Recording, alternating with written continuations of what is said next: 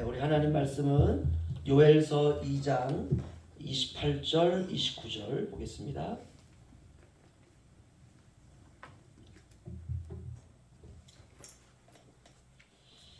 요엘서 2장 28절 29절 우리 한 목소리 함께 읽겠습니다. 시작. 그 후에 내가 내 영을 만민에게 부어주리니 너희 자녀들이 장래일을 말할 것이며 너희 늙은이는 꿈을 꾸며 너희 젊은이는 이상을 볼 것이며 그때 내가 또 내 영을 남종과 여종에게 부어줄 것이며. 아멘. 오늘 성령 받으라 라고 하는 제목으로 요엘서 우리 7번째 시간을 갖도록 하겠습니다.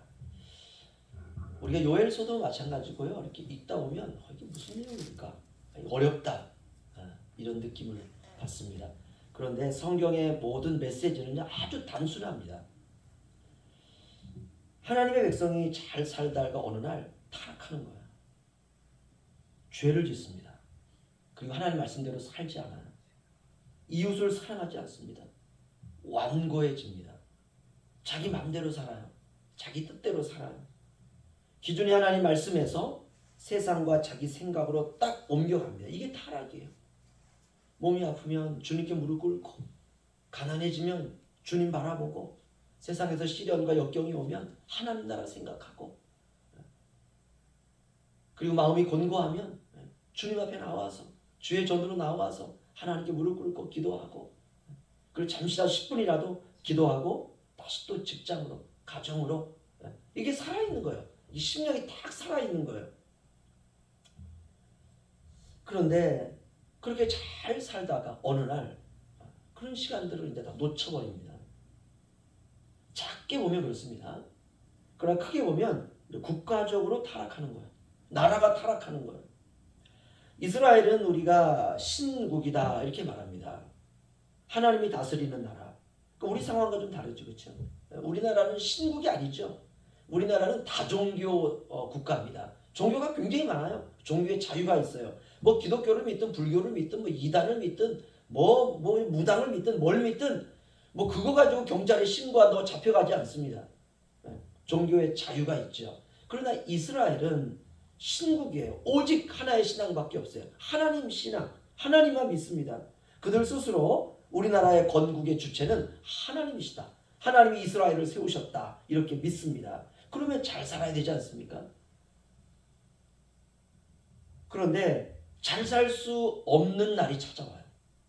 왜냐? 사랑 때문에 그렇습니다. 여러분, 사랑이라고 하는 것은요, 너를 원해. 이게 사랑이에요. 나는 단지 너만 필요해. 이게 사랑입니다. 그러니까 존재를 원하지 어떤 소유물을 원하지 않습니다. 그렇죠? 아, 나는 너 별로 관심 없어. 나는 돈만 있으면 돼. 그러면은 그 남자하고 어떤 여자가 살겠어요? 그렇죠? 안 삽니다. 상대방을 원하는 거예요. 나는 네가 좋아? 나는 너만 있으면 돼? 나는 너만 있으면 행복해? 나는 결혼 잘했다고 생각해. 남편이 직장을 잃고 실직을 한다 할지라도 나는 당신만 있으면 돼. 돈이야 벌면 되지. 여보 괜찮아. 힘들어도 같이 이겨내자. 나는 당신 사랑해. 사랑만 있으면 돼. 이게 진짜 부부예요. 이게 진짜 부부. 그래서 사랑은 전부를 원하는 겁니다. 그 사람의 전부. 그게 사랑이에요. 그 사람 자체를 원하고, 하나님이 이스라엘 백성들을 향해서 그렇습니다.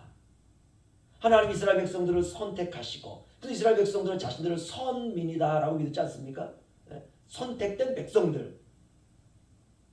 하나님은 너는 내 거야.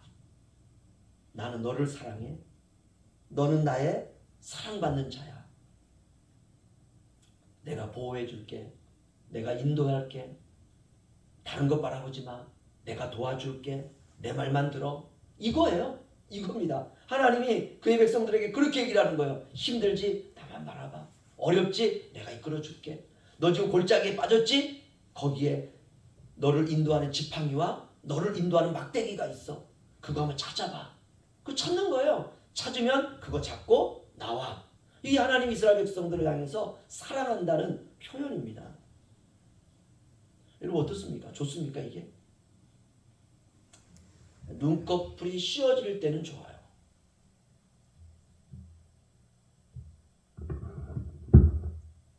젊은 애들이 부모가 아무리 말려도 나는 얘 없으면 못 살아요. 야, 한번 다시 생각해봐. 아무리 얘기해도요 안 듣는 이유가 뭡니까? 눈꺼풀이 딱 씌워진 거예요. 그때 돈이고 뭐고 다 소용없어요. 그 사람이 내 곁에 있는 것만으로 족합니다. 그게 사랑이죠. 하지만 어떻습니까? 살다 보면 변하는 거예요. 왜 변하죠? 인간이기 때문에 그렇습니다. 돈도 필요하고 애정도 필요하고 소유도 필요하고 집도 필요하고 차도 필요하고 여행도 가야 되고 맛있는 것도 먹어야 되고 남들 하는 거 다 해야 돼요. 이게 안 되면 막 힘들어하는 거죠. 그건 진짜 사랑을 하고 있는 게 아니죠. 그렇죠? 초막이나 궁궐이나 내 주 예수 계신 그곳 그 어디나 하늘나라. 할렐루야. 이게 신앙이에요. 왜 나에게 돈 안 주세요? 왜 나를 건강하게 안 해주세요? 왜 남들의 있는 건 주님 나한테 다 안 해주세요? 나 이제 주님 싫습니다. 이건 신앙이 아니죠. 그렇죠? 우리가 인생 살다가 보면은 초막에 거할 때도 있고 그저 빈들에 거할 때도 있고 삶의 궁핍함이 찾아올 때도 있고 그럼에도 불구하고 초막이나 궁궐이나 내 주 예수 계신 그곳 그 어디나 하늘나라 이게 될 때 하나님과 우리 사이의 신앙의 연결이 아주 단단하게 된 것입니다. 그런데 이게 살다 보면 이게 잘 안 되잖아. 그렇죠? 육체를 가진 인간이기 때문에 그렇습니다. 하지만 아담과 하와가 죄를 짓기 전에는 그렇지 않았습니다. 아담과 하와가 죄를 짓기 전에는 에덴 동산에서 많이 소유할 필요도 없어요. 다 에덴 동산에 있는데요. 뭐 그렇죠? 그게 아담 거예요. 하와 거예요. 단지 하나님 한 분이면 족합니다. 아무리 수많은 과일나무가 있어도 하나님 한 분이면 족해요. 아무리 이게 다 있어도 내 마음에 하나님이 없으면 이거 다 필요 없는 거예요. 죄를 짓기 전에 아담과 하와가 그랬습니다. 주님 한 분만으로 만족했어요. 그분이 동산에 거니시는 게 좋습니다. 그분이 아담과 하와를 늘 따라오는 게 너무나도 행복해요. 아담은 숨길 것도 없었기 때문에 그 모든 게 다 황홀했습니다. 그저 그냥 에덴 동산을 경작하고 여기서 꽃도 심고 저기에 나무도 심고 나무도 또 전지도 하면서 아담이 이렇게 에덴 동산을 가꿀 때에 하나님이 늘 그 옆에 동행하세요. 아담이 그걸 느껴요. 아담이 너무너무 행복합니다. 황홀해요. 나를 만드신 분이 나와 함께 한다는 건 너무 좋습니다. 하나님도 그런 아담과 하와가 너무 기뻤어요. 이런 부부가 되면 부부끼리만 있을 수 있는 그런 어떤 시간들도 필요하지 않습니까? 그렇죠? 좀 누군가 있는 게 좀 거추장스러워요. 서로 얘기하더라도 뭐 이렇게 저렇게 깔깔대고 얘기하고 싶지 내 얘기를 누가 듣고 있다 굉장히 불편하죠. 죄를 짓기 이전에 아담과 하와는 하나님 옆에서 아담의 얘기를 듣든지 하와의 얘기를 듣든지 그저 하나님이 와가지고 그분은 보이지 않지만 그저 하나님의 임재 하나님 여기 계시는구나 이게 느껴져요. 그 아담과 하와가 은밀한 서로의 사랑을 얘기할 때도 그런 하나님이 황홀한 거예요. 불편하지 않아요. 하나님도 불편하지 않고 아담과 하와도 불편하지 않고 모든 게 행복했고 모든 게 평화로웠습니다. 하지만 죄가 들어온 다음부터는 모든 게 다 바뀌었어요. 모든 것이 다 거추장스럽습니다. 하나님이 동산에 오시는 것도 불편하고 하나님이 아담과 하와에 가까이 오는 것도 두렵고 이게 죄예요. 이제는 소유에 대한 욕망과 탐욕이 선악과를 보면서 먹음직도 하고 보암직도 하고 지혜롭게 할 만큼 탐스럽기도 한 그 마음이 아담과 하와에게 싹이 트기 막 시작합니다. 야, 저거 가졌으면 좋겠다. 저거 먹었으면 좋겠다. 하나님과 우리 사이도 그렇습니다. 하나님은요 돈이 필요 없어요. 하나님 무슨 돈이 필요할까? 그렇죠? 하나님 돈이 필요 없어요. 하나님은 차도 필요 없습니다. 하나님은 모든 것을 하실 수 있는 전능하신 분이세요. 하나님은 어제나 오늘이나 영원토록 동일하세요. 그저 아담과 하와를 원합니다. 나는 너를 원해. 너는 내 거야. 그런데 아담과 하와는 어떻습니까? 죄를 짓고 난 이후에는 변했어요. 죄로 인하여서 모든 것이 다 오염됐습니다. 생각이 오염됐고 감정이 망가졌고 의지가 망가지고 그러니 무엇이 안 되느냐? 사랑이 안 되는 거예요. 죄를 짓기 이전에는 그냥 하나님이 그저 사랑스러워요. 근데 죄를 짓고 난 이후에는 이게 안 돼요. 이제 하나님이 동산에 거니시면 막 두려워지기 시작하는 것이에요. 아담과 하와 사이에도 사랑이 타락하기 시작합니다. 있는 그대로 서로를 사랑하고 있는 그대로 서로를 존귀하게 여기고 있는 그대로 서로를 포용하는 것이 아니라 조금만 잘못하면 이제 막 손가락질하기 시작해요. 우리 창세기 3장으로 한번 가보시죠. 어떻게 변했는지. 창세기 3장 9절에서 13절. 창세기 3장 9절에서 13절.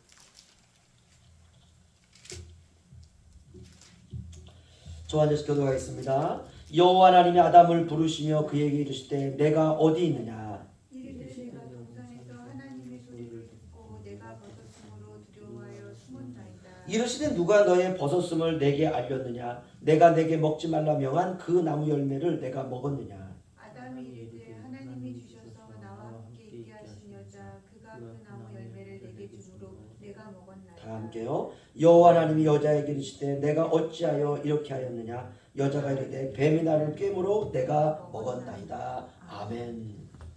죄짓기 이전에는 이런 대화가 필요 없습니다. 지금 전부 뭐 하고 있습니까? 변명하고 있어요. 저 사람 때문이다. 저 사람 때문이다. 그런데 이 변명이 사실 맞아요. 그렇죠? 아니 하와가 먼저 선악과를 먹고 아담에게 줬단 말이에요. 아담아 네가 왜 그 선악과를 먹었느냐? 저 여자 때문에 그렇습니다. 하와에게 야 네가 왜 선악과 먹었냐? 저 뱀 때문에 그렇습니다. 변명이 맞습니다. 그런데 문제는 이 변명과 함께 원망과 미움과 분노가 자라는 거예요. 저 여자만 아니었다면, 저 남자만 아니었다면, 뱀만 아니었다면 사실은 문제는 뭡니까? 내 안에 욕심과 욕망과 탐욕 아닙니까? 그저 하와가 그 나무를 보니까 먹음직도 하고 보암직도 하고 지혜롭게 할 만큼 탐스러운 거예요. 언젠가는 따먹는다는 거죠. 탐욕이라고 하는 것은 하나님이 이제는 필요 없다는 내 내면의 선언입니다.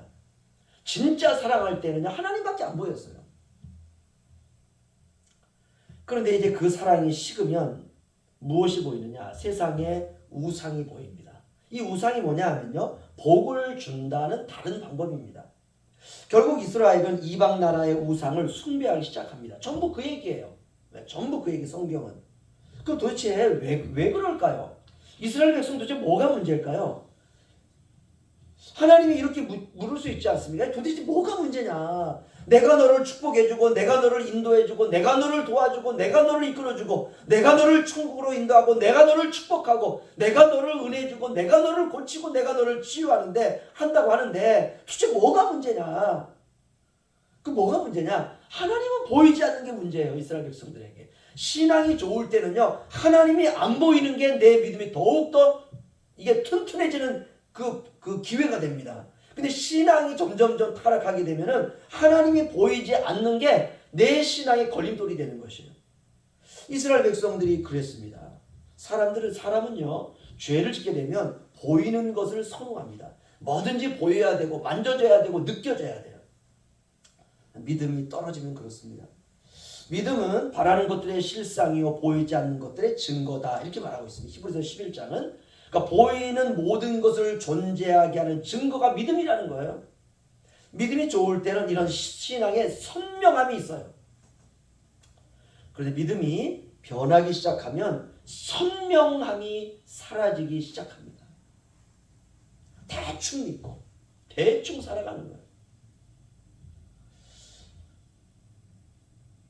제가 오늘 이제 이번 주간에 성도님들 이렇게 남을 채취하시고 하는 걸 이렇게 가정 되면서 돌아보고 또 함께 기도하고 함께 식사하면서 제가 옛날 그 청년 시절에 그 어떤 게 생각이 딱 나더라고요. 그 얘기를 좀 제가 하도록 하겠습니다. 울릉도 이곳은 섬이자 농촌이 어우러진 곳이죠. 북면은 특별히, 그렇죠? 우리가 저동이나 도동은 그냥 관광지죠, 그렇죠? 그런데 특별히 북면 서면 이쪽은 그 농촌과 섬이 어우러진 아주 특별한 그런 곳입니다. 그런데 육지의 신앙인들이 육지에 살고 있는 예수 그리스도를 나의 구주로 고백하고 있는 신실한 신앙인들이 섬에 살고 있는 농촌에 살고 있는 신앙인을 볼 때 이야 아름답다, 이야 신앙이 멋지다 라고 느낄 때가 있습니다. 이걸 제가 청년 때 경험했거든요. 우리는 잘 몰라요. 그렇죠? 우리는 보통 살아가는 것처럼 살아가니까 일상이니까. 근데 외부의 신앙을 가지고 있는 신앙인이 볼 때 우리의 모습을 통해서 경탄하는 모습이 있습니다. 그게 뭘까? 제가 결혼하고 신혼 때 얼마나 막 이제 신혼 때 그냥 뭐 서로가 얼마나 사랑이 싹들 됩니까? 근데 회사에서 출장을 보냈어 저를요. 제가 이제 발전소 설계하는 일을 했기 때문에 그래서 삼천포로 출장을 갔습니다. 화력발전소로.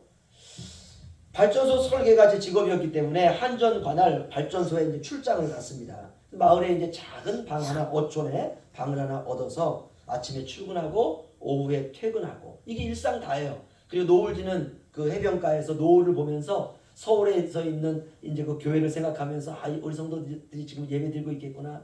지금은 뭐 이렇게 저렇게 청년들이 모임을 갖고 있겠구나. 이렇게 생각하면서 저는 이제 그런 시간들을 이제 갖는 겁니다. 그 주일에는 시골 교회를 가는데 걸어서 가요. 산을 넘고 막 한 시간 가야 돼요. 근데 걸어가는 그게 너무 행복하더라고 저는요. 그런데 그 당시에 그 삼천포 주변은 전부 이제 논농사, 그 다음에 밭농사입니다. 고추 농사하고 고추 다 이제 넓고요. 그 다음에 이제 그 벼베기 시작하는 수확철이었어요. 너무너무 바쁜 거예요. 새벽부터 저녁까지 바빠요. 지금 울릉도와 아주 비슷합니다. 그래서 제가 생각할 때 그때 그랬습니다. 야, 저 정도 바쁘면 주일이고 뭐고 추수만 해도 나 못할 것 같아요. 추수만 해도 그렇게 그냥 열심히 일을 해요. 그 내가 이제 주일날 이렇게 이제 그 교회를 가면서 어떤 생각이 드냐면, 야, 저 성도들이 만약 저 가운데 예수를 믿는 분들이 있다면 뭐 대부분 그 일 하는 일이 비슷하니까는요. 저분들이 과연 교회에 올까 이 생각이 들더라고요. 가장 중요한 시간이거든요. 그렇죠? 10시면 벌써 그냥 아침에 한 8시, 7시에 나와가지고 한참 일할 수 있는 아주 중요한 시기인데 저분들이 추수를 하고 고추 농사를 하고 고추를 말리고 널고 하는데 저분들이 교회를 올까? 그래서 교회에 딱 갔는데 고신측 교회였어요. 야, 교회에 다 오는 거야. 신앙 좋은 분들은 저녁 예배, 수요 예배, 새벽 예배도 옵니다. 제가 예배에 뭐 수요일, 금요일, 주일, 오전, 오후 이게 출석을 하면서 그분들의 모습을 보고 제가 감동했어요. 감탄했어요. 이야, 진짜 신자다. 직장인은 출퇴근이 정해져 있지 않습니까? 또 토요일과 제가 다닐 때는 이제 한전에 있었기 때문에 뭐 토요일 그 당시 12시면 끝났어요. 그러니까는 뭐 청년부 저녁에 청년부 모임 갖고 주일날 새벽부터 주일 저녁 늦게까지 뭐냐 전혀 상관없어요. 그러니까 직장인들은 신앙생활할 때 어느 정도 출퇴근이 정해져 있기 때문에 그 시간에 맞춰서 신앙생활하는 게 물론 어렵지만 그래도 막 뭐 바쁘고 내가 새벽부터 저녁 늦게까지 그냥 뭐 쉬지도 않고 이거는 아니거든요. 그래서 직장인들은 그렇게 주의를 지키고 예배 시간을 지키는 건 자신의 믿음에 따라서 그냥 하면 되는 것입니다. 그런데 제가 농사하는 분들을 보면서 이거 출근 퇴근은 자율적이잖아요. 지금 뭐 오늘 출하해가지고 나가야 되는 게 이만큼 산더미인데 지금 아침부터 시작하고 요만큼밖에 안 되면 어떻습니까? 마음이 급하거든요. 그러면 아유 그냥 뭐 오늘 뭐 무슨 뭐 예배는 무슨 예배야? 이거 일이 중요하지. 충분히 그럴 수 있다는 거예요. 그런데 그 바쁜 가운데서도 철저하게, 물론 이제 그때 교회가 고신측이었기 때문에 그래 뭐 그런 이유도 있습니다. 그 목사님이 얼마나 엄했는지요. 이제 예배를 한번 딱 듣는데 주일날 그 애가 이제 아빠가 부른다고 엄마 아빠가 불러 예배 시간 딱 들어오는데 목사님이 야 소리를 지르는 거예요. 여기가 어디라고 이것들이 들어와. 그 애가 얼른 도망가는 거예요. 요즘 같으면 다 시험에 들죠. 그런 가정들은 그냥 일 그냥 쫙해요 교인들이요. 야, 제가 깜짝 놀랐어요. 깜짝 놀랐어요. 그 바쁜 가운데서도 철저하게 예배를 중요시하는 모습을 보고 제가 서울에 올라가서요. 제가 섬기던 교회에서 제가 간증할 게 있습니다. 라고 그분들의 신앙의 모습을 간증하기 시작했어요. 그렇게 바쁘고 힘들고 정말 뭐 눈코 뜰 새 없는 새벽보다 저녁까지 그런 가운데서도 주일날 오전에 그냥 하나님께 예배 드리기 위하여 모든 것 다 내팽개치고 하나님 앞에 나와서 예배 드리고 잠깐 교제하고 또 바쁜 분들은 또 가서 또 일을 하겠지만 이걸 제가 간증을 하자 성도들과 청년들이 무슨 신세계를 보고 온 사람처럼요. 와 이러는 거예요. 진짜 천국을 보고 온 사람의 얘기를 듣듯이 전부 다요. 이상한 눈빛으로 이야 대단하다. 그겁니다. 이걸 우리가 신앙의 자태다 이렇게 할 수 있어요. 그 자태를 키울 수 있는 곳에 내가 살고 있구나. 그 생각이 났어요. 오늘 그 생각이 났어요. 그 생각이. 그런데 이스라엘 백성들이 어느 날부터인지 그 자태를 다 잃어버렸습니다. 그런 그들을 향해서 요엘서는 권면하는 거예요. 회복해라. 열심을 내라. 다시 경건하게 살아라. 주님의 나라가 가까이 왔다. 그럼 어떻게 하면 회복할 수 있느냐. 다시 요엘서 우리가 오늘 읽었던 본문으로 가겠습니다. 요엘서 2장 28절 29절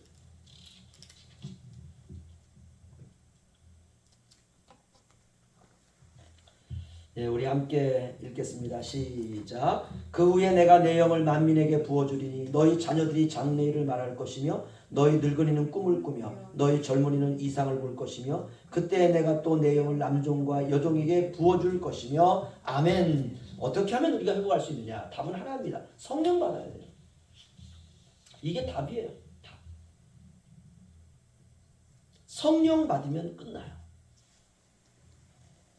이거 누가 가르칠 필요도 없습니다. 뭐 이래라 저래라 신앙생활을 이렇게 해야 된다 저렇게 해야 된다 가르칠 필요가 없어요.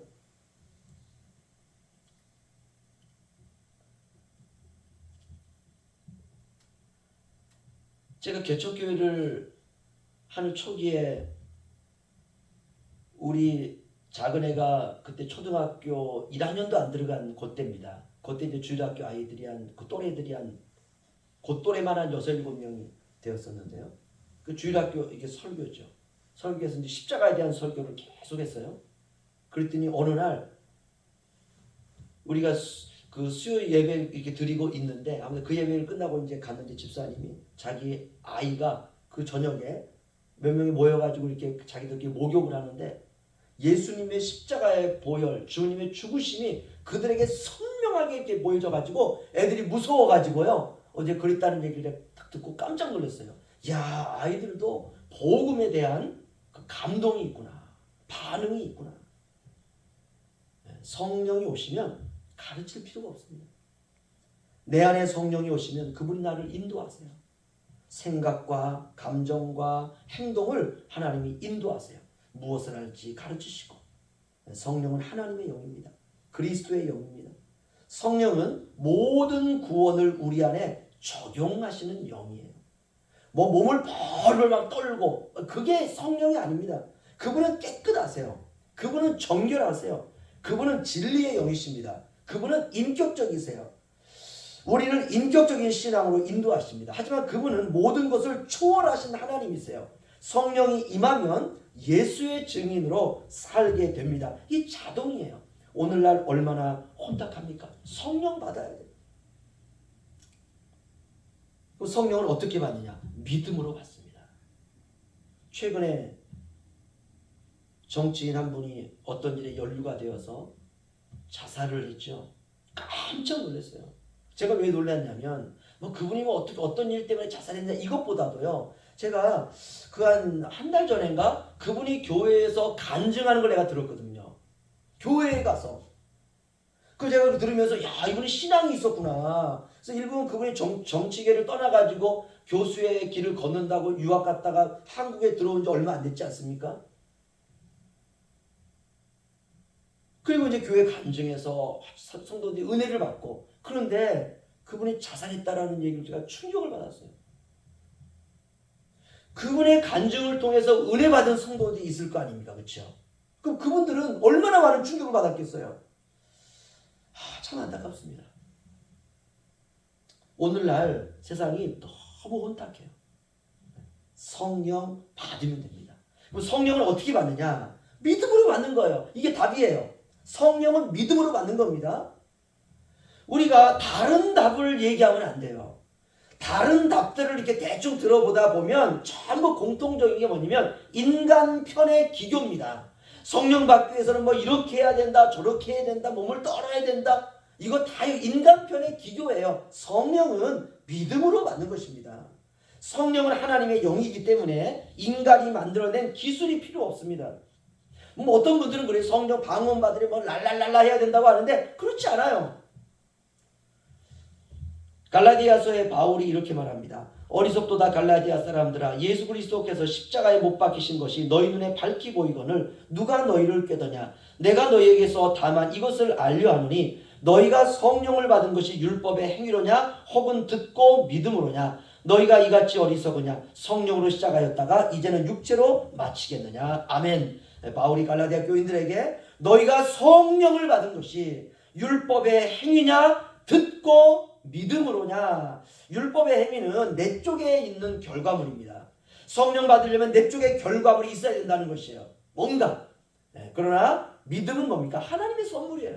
듣고 믿음으로냐? 성령은 복음을 듣고 믿음으로 받는 것입니다. 성령도 선물입니다. 우리에게 이런 선명한 말씀들이 필요합니다. 이 선명한 말씀을 붙들고 기도하면 성령께서 내 안에서 반응을 하세요. 이것이 바로 성경 말씀의 동일한 전체적인 흐름입니다. 이스라엘 백성도 저도 또 여러분도 모든 신앙인도 인생의 거룩을 위한 답은 오직 하나입니다. 성령 충만해야 돼요. 그래야 빛처럼 살 수 있습니다.